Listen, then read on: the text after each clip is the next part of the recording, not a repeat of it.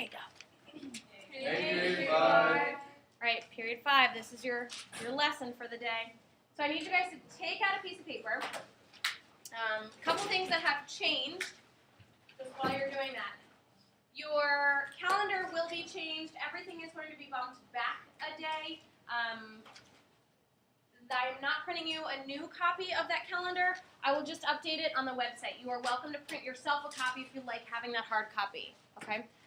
So, new calendar will be on the website. We are still going to be having an AQQ on Friday because we are taking all class period today to review radicals, which is our AQQ topic of the week. This is essential to your success in this unit. Okay.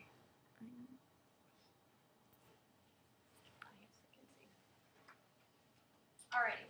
So, how many of you watched the video over the weekend? I don't mean video, I mean PowerPoint. Yeah? Okay, great. Did you feel like you got some understanding from that? A little bit? Okay. So I have a couple examples for you today, and then we are going to do practice, practice, practice, so that you're proficient. Things that we really need to do, we really need to make sure that we can we really need to make sure that we can multiply and divide radicals, but while we're doing it, we'll talk about adding and subtracting as well. Okay, so for our examples here, we're going to do these 5 examples, and then I'm going to set you guys loose. So, on example 1, we have the square root of 14 times a quantity 3 minus the square root of 2. Typically, with your order of operations, we want to do what's in the parentheses first. Can I actually subtract those 2 terms? Why not? Right, they're not like terms. One is a 3 and one is the square root of 2. Very different. Okay, so we can't combine them. So then we want to notice that we have the square root of 14 out in front. We're going to go ahead and distribute the square root of 14 to the 3 and to the negative square root of 2. So this is a nice review of multiplying radicals. So on that PowerPoint, it talked about the fact that you can multiply coefficients with coefficients, and you can multiply radicands with radicands. A radicand, R-A-D-I-C-A-N-D, is a number under the radical. Okay? 14 is a radicand. 3 is a constant. That's a number. That's not under the radical at all. So they can't be multiplied together and put under the radical. They can't be multiplied together and all put out of the radical. The 3 has to stay out of the radical, and the 14 has to stay underneath. Okay, so that becomes 3 root 14. Then when I multiply the square root of 14 times negative square root of 2, keep your sign there. But because you have a radicand and a radicand, 14 and 2 are both under the radicals, you can multiply the 14 and 2 and keep it under a radical. That product of 28 is then under a radical. Always simplify. If you can simplify, always simplify. Can we simplify the square root of 14? Does it have any factors that are perfect squares? No. Can I simplify the square root of 28? Yes. Yes, the factors are 4 and 7. Okay.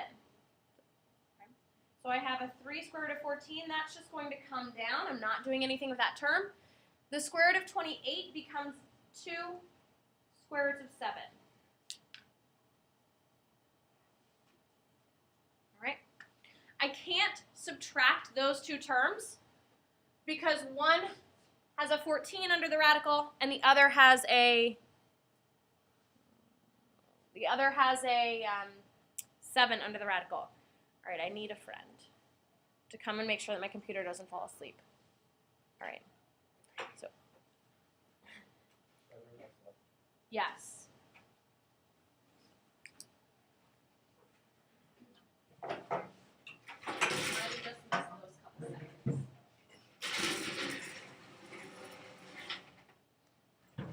All right. Cool. Good to go. So just touch the little thing, yeah, if it goes to sleep. All right, so on the second one, we are dividing radicals. Okay. Now, this one I really want to star because there are a couple ways to approach this. Okay, so there's not just one way to simplify here. a general rule, if we are dividing two radicals, we can divide those radicands under one radical. Right? So I could write that as the square root of 80 over 12. Let's go with this, and let's approach this problem from this lens here. Does 80 divided by 12, does that simplify nicely? No. Does it simplify at all? It does, right? What's the common factor? 4. So this is the square root of 20 thirds. Yeah? But we can't have a fraction under the radical. That's not simplified. So we've simplified a little bit, but not all the way. So in order to move forward from here, we're going to want to take this and break it apart again. So we're going to want to break it apart and have the square root of 20 as my numerator and the square root of 3 as my denominator. Now that's not simplified all the way either, because I have a radical in the denominator. Radicals in the denominator are a big no-no. Okay? No radicals in the denominator. So the act of getting that radical out of the denominator, it's called rationalizing the denominator. And that means that you need a rational number in your denominator, whereas square root of 3 is an irrational number. Can't be written as a fraction. It's not a repeating decimal. So square root of 3 is an irrational number, and we would need a rational number in the denominator. So here's what we're going to do. We're going to multiply by the square root of 3 over the square root of 3. Well, why did I do that? First of all, any number divided by itself is 1. So when I multiply by 1, I'm changing the way something looks, but I'm not changing its value. Right? Does that make sense? So by multiplying by a number over itself, I'm keeping the value the same.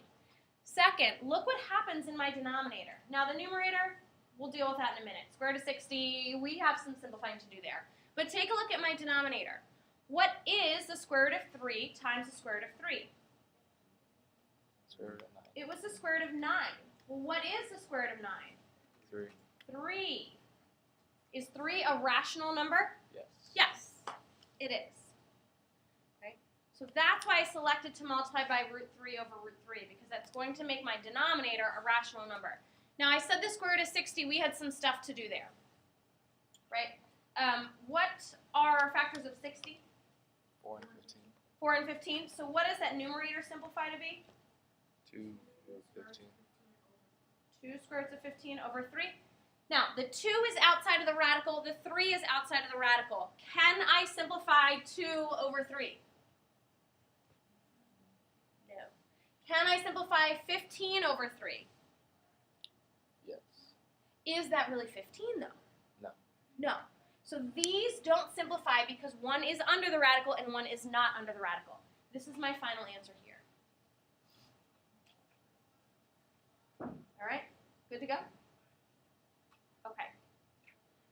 You could have rationalized from the very beginning on that one. It would have made simplifying the numerator a lot more challenging because that radicand would be a lot larger and you really have to think about the factors there, but that is an option. Okay? I'm going to pause, and I want you guys to do number 1, 2, and 3, and then we'll go ahead and check them. All right? So, period 5, you're going to write down number 1, 2, and 3, and you're going to press pause, and then you're going to go over the answers there.